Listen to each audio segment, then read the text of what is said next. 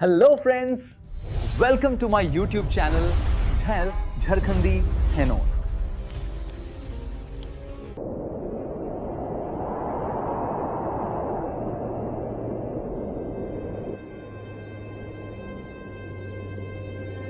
माधव और राधा घर के अंदर बात कर रहे थे।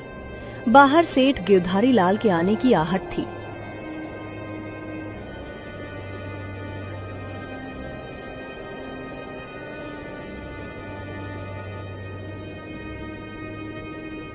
अरे सुनो, सेठ गिरधारी लाल आया है। लाओ, जो पैसे रखे हैं उसे दे दो। थोड़े से तो रुपए ही है, दे दूं तो कंबल कहाँ से आएगा। सर्दियां शुरू हो गई हैं, माघ पूस की रात खेत में कैसे कटेगी। तुम सेठ से कह दो फसल पर रुपया देंगे। माधव थोड़ी देर तक चुपचाप खड़ा रहा और अपने मन में सोचता रहा। जाड़ा सर पर आ गया है, बिना कंबल के रात कटेगी नहीं, लेकिन बिना पैसे लिए सेठ यहाँ से जाएगा नहीं। राधा, लाओ पैसे दे दो, सेठ मानेगा नहीं, किसी तरह पीछा तो छूटे, कंबल के लिए कोई और इंतजाम कर लेंगे। लाओ राधा, अब जल्दी करो, सेठ मानेगा नहीं। कर चुके दूसरा इंतजाम, जरा मैं भी तो सुनूं, कौन सा दूसरा इंतजाम कर लोगे। न जाने सेठ का कितना रुपया बाकी है जो किसी तरह अदा ही नहीं होता। मैं कहती हूँ तुम खेती क्यों नहीं छोड़ देते, मर मर के काम करो, पैदावार हो तो कर्ज अदा करो। ऐसी खेती से बाज आई मैं रुपए ना दूंगी। तभी पीछे से सेठ गिरधारी लाल की आवाज आती है। अरे ला माधव, जल्दी कर, इतना वक्त नहीं है मेरे पास। हाँ ठीक है, देती हूँ।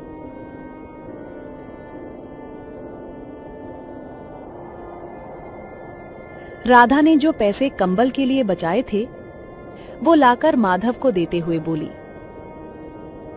न जाने ये सेठ से पीछा कब छूटेगा। तुम अब की खेती छोड़ दो, मजदूरी में रोटी तो खाने को मिलेगी, किसी की दहशत ना रहेगी। अच्छी खेती है, मजदूरी करके लाओ, वो भी सब कर्ज में झोंक दो। माधव ने रुपए लिए और बाहर चला गया।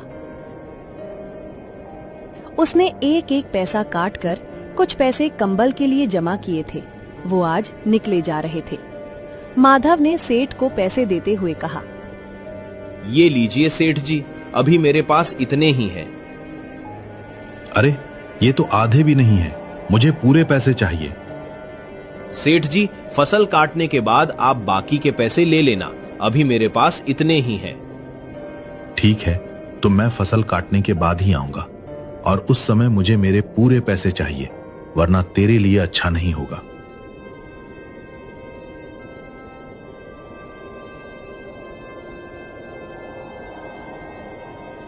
इतना कहकर सेठ वहां से चला जाता है। माधव ने गहरी सांस भरते हुए कहा, चलो कुछ समय के लिए ही सही, कम से कम पीछा तो छूटा। माधव एक गरीब परिवार से था जो खेती करके अपना जीवन बसर करता था।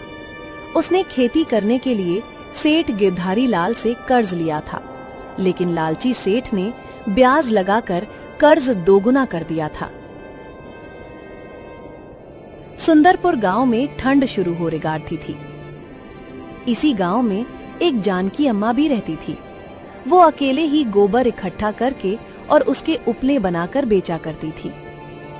हे भगवान, आज तो बहुत ठंड लग रही है। हे भगवान, इतनी ठंड में मैं काम कैसे करूं?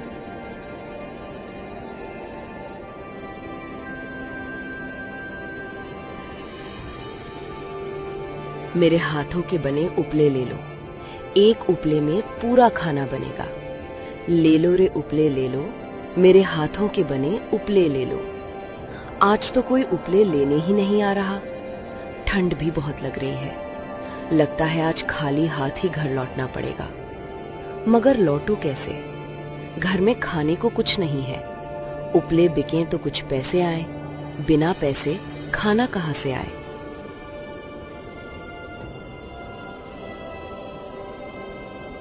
अरे काकी रुको जरा, मुझे भी अपने भारी भरकम उपले देती जाओ।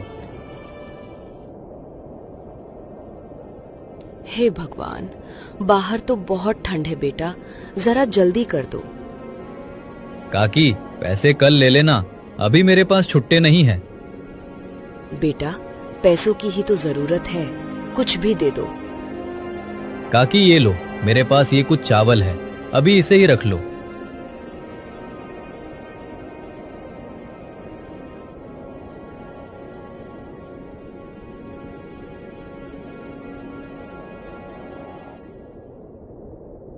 उपले बेचकर जानकी अम्मा घर को निकल पड़ती है।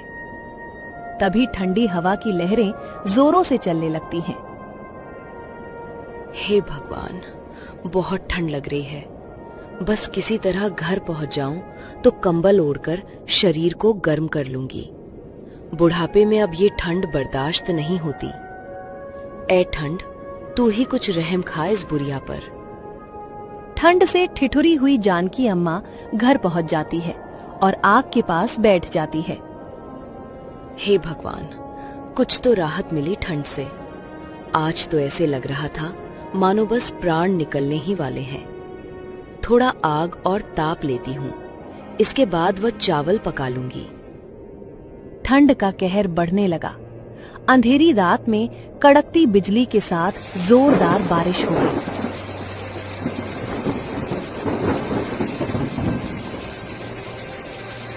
हे भगवान, इतनी ठंड में ये जोरदार बारिश तो हमारी जान ही ले लेगी। अब तो कुछ दिन घर में ही रहकर गुजारना होगा। बाहर तो सर्द हवाओं का पहरा है। राधा, ये क्या हो गया? इतनी ठंड में ये जोरदार बारिश भी होने लगी। अगर ये बारिश ऐसे ही होती रही तो मेरी फसलें खराब हो जाएगी। बड़ी मुश्किल से इतनी ठंड में फसल तैयार की है।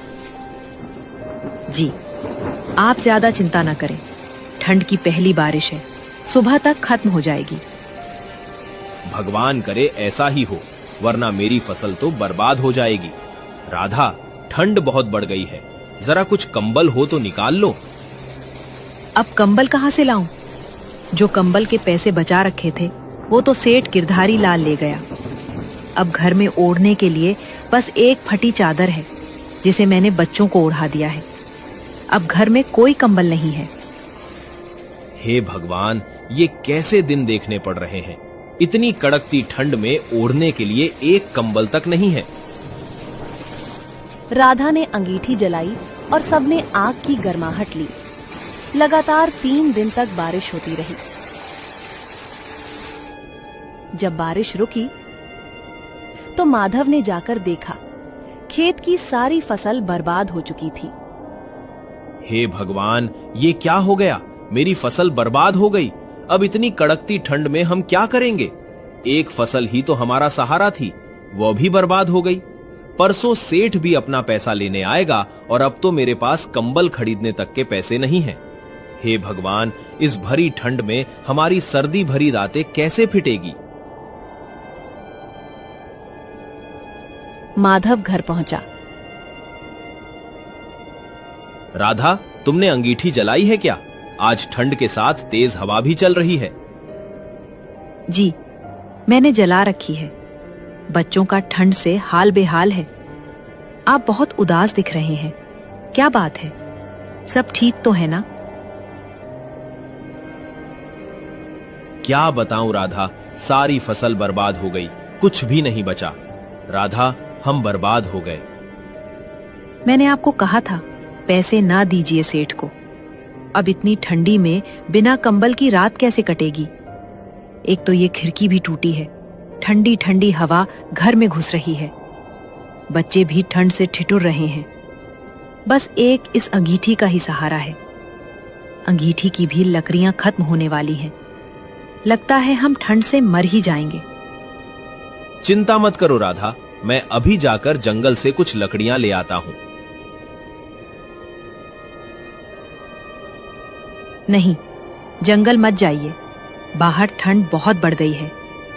आप एक काम कीजिए, रामू काका से कुछ मदद मांग लीजिए।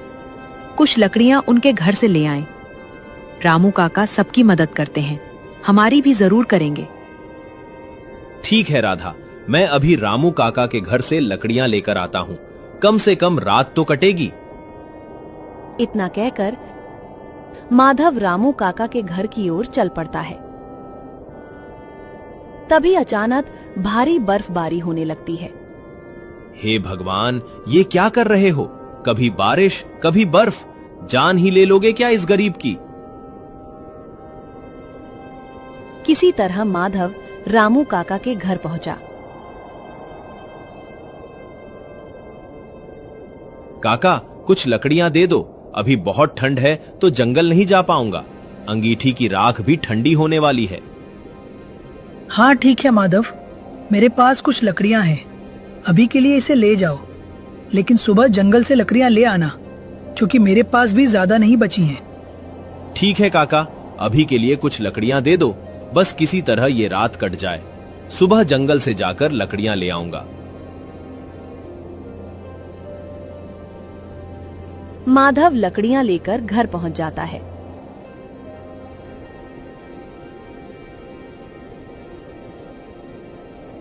ये लो राधा, ये कुछ लकड़ियां हैं, इसे एक एक करके जलाना, पूरी रात कट जाएगी। ठंड भरी वो रात किसी तरह गुजर गई। अगली सुबह सेठ गिरधारी लाल आ धमका। अरे माधव, कहाँ है? बाहर आ जल्दी से, मेरे कर्ज के बाकी के पैसे दे। ठंड बहुत हो रही है, मैं ज्यादा देर रुक नहीं सकता। माधव निराशा भरे मन से बाहर आता है। सेठ जी, मेरी फसल बर्बाद हो गई है, मेरे पास अब एक भी पैसा नहीं बचा है। सेठ जी, कुछ दिन रुक जाइए, फिर मैं कहीं से मजदूरी करके आपकी कर्ज को चुका दूंगा। अरे, अब तेरे बहाने और नहीं चलेंगे, मुझे मेरे पैसे चाहिए, और अगर तू कर्ज के पैसे नहीं दे सकता तो अभी से तेरा घर और तेरे खेत दोनों मेरे हुए। जा, अभी इस घर से निकल जा।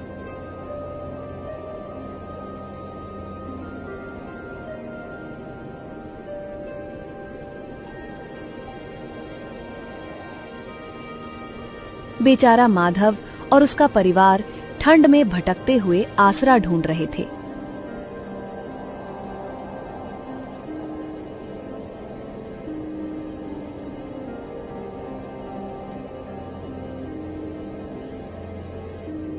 बहुत ठंड है, मुझसे अब और चला नहीं जाएगा।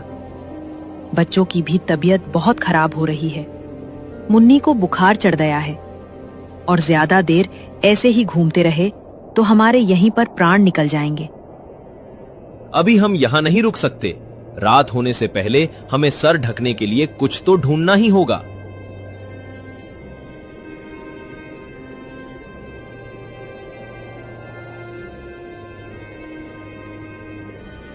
बहुत दूर चलने पर उनको एक झोपड़ी दिखाई देती है। राधा, वहां देखो, वहां एक झोपड़ी है, चलो वहां जाकर पूछते हैं, क्या पता उन्हें ही हम पर रहम आ जाए और वह हमें अपनी झोपड़ी में आश्रय दे दें। माधव का परिवार झोपड़ी के पास चला जाता है। कोई है क्या? इस गरीब की मदद करें, कृपया करके इस गरीब की मदद करें। झोपड़ी के अंदर से कोई आवाज नहीं आती। लगता है इस झोपड़ी में कोई नहीं है, एक बार अंदर चलकर देखना चाहिए। माधव अंदर जाता है। झोपड़ी में चारपाई और कपड़े रखे थे, पर कोई नहीं था। हम कुछ देर इस झोपड़ी में रुक जाते हैं, शायद झोपड़ी का मालिक आए तो उनसे हम अपनी परेशानी बताएंगे, क्या पता उन्हें हम पर दया आ जाए। वे अंगीठी जलाकर बैठ गए। चलो, कुछ तो गर्माहट मिली, कब से ठंड में भटक रहे थे। अंगीठी की राख खत्म होने वाली है। आप एक काम कीजिए, बाहर से कुछ लकड़ियां ले आइए, ये अंगीठी कुछ देर में ठंडी पड़ जाएगी। मैं अभी लकड़ियां लेकर आता हूं।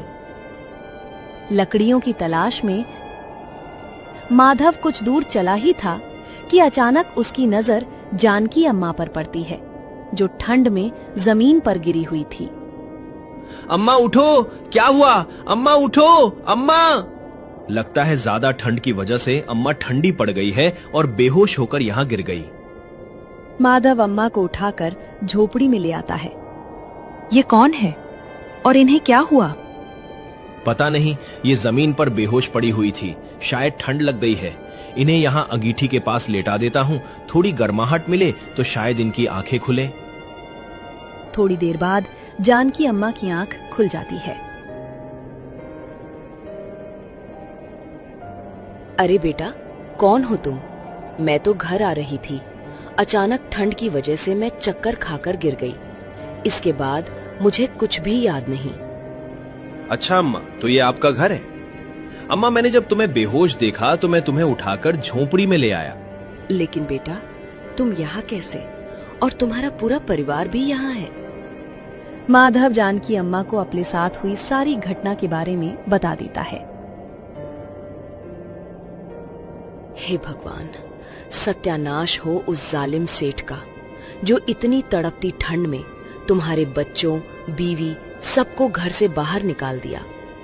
अरे, कम से कम बच्चों पर ही तरस खा लिया होता। न जाने ये अमीर लोगों का दिल कहाँ मर गया है। बेटा, एक काम कर, वो उपले रखे हैं, उसको अंगीठी में डाल दे, नहीं तो आग बुझ जाएगी। तुम चिंता मत करो बेटा, तुम जब तक चाहो मेरे साथ रह सकते हो। मेरा तो वैसे भी कोई नहीं है और मेरे हाथ पैर भी काम नहीं करते। ये ठंड मुझसे अब बर्दाश्त नहीं होती। इससे अच्छा तो भगवान ही उठा लेता मुझे। अम्मा, ऐसा क्यों बोलती हो? मैं हूं ना, और राधा भी है। अब से हम आपका ध्यान रखेंगे। सदा खुश रहो बेटा। लगता है भगवान भी यही चाहते हैं कि तुम मेरे साथ रहो। ठंड भरी रात वे सभी मिलकर गुजार लेते हैं। अगली सुबह हल्की धूप निकलती है। देखो अम्मा, इतने दिनों बाद आज धूप निकली है, चलो थोड़ा धूप ले लेते हैं।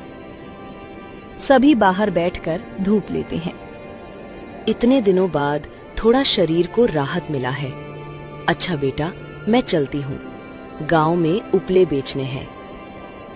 अम्मा, आप चिंता मत करो, आज उपले मैं बेच आता हूँ। ठीक है बेटा, अगर तुम्हारी यही इच्छा है तो जाओ। माधव उपलों को लेकर गांव की ओर निकल पड़ता है और गांव-गांव जाकर उपले बेचता है।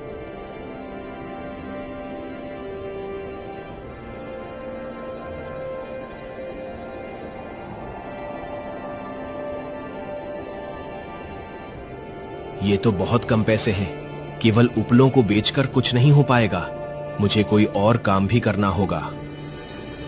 उपलों को बेचकर आए पैसों से माधव कुछ राशन ले आता है। ये लो राधा, ये कुछ राशन है, इससे सबके लिए गर्मा गर्म खिचड़ी बना दो। अम्मा, मैं एक काम करता हूँ, जंगल से जाकर कुछ लकड़ियां ले आता हूँ और उसे भी गांव में बेच दिया करूंगा। इससे थोड़ी बहुत और आमदनी हो जाएगी। ठीक है बेटा, लेकिन अगर तुम लकड़ियां लेना ही चाहते हो तो पश्चिम दिशा की ओर जो जंगल है वहां से लकड़ियां ले आओ।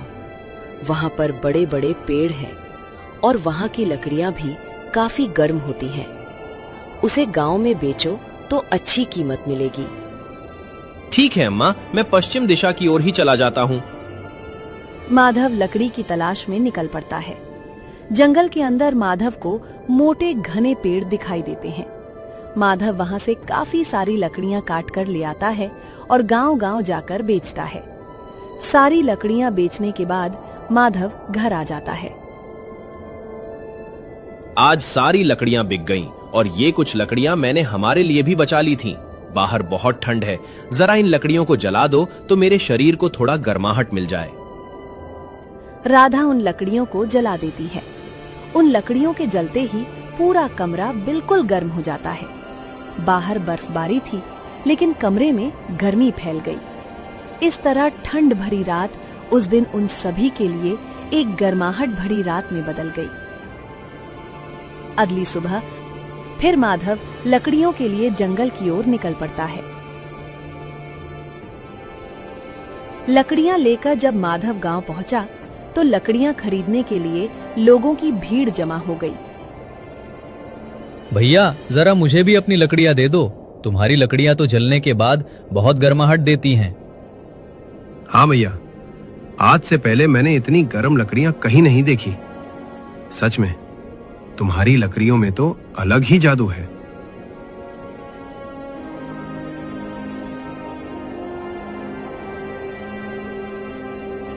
उस दिन माधव की सारी लकड़ियां चुटकियों में बिक जाती हैं और उसकी काफी अच्छी आमदनी होती है। राशन लेकर माधव घर पहुंच जाता है।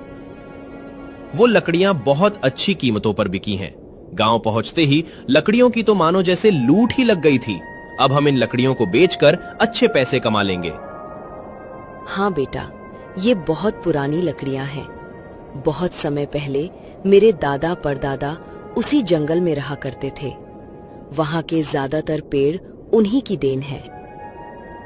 इस तरह माधव लकड़ियों को बेचकर अच्छे पैसे कमाता है और कुछ ही समय में सेठ गिरधारी लाल का सारा पैसा लौटा देता है और अपना घर और खेत दोनों छुड़वा लेता है। माधव, राधा और उनका परिवार वापस अपने घर में आ गए थे। जानकी अम्मा भी अब माधव के साथ ही रहा करती थी। माधव ने लकड़ियां लाना बंद नहीं किया। इस बार की ठंड गांव पर कहर बनकर तो जरूर टूटी थी, मगर माधव की वजह से अब सुंदरपुर गांव वालों की सर्दियां बहुत मजे से कट रही थीं।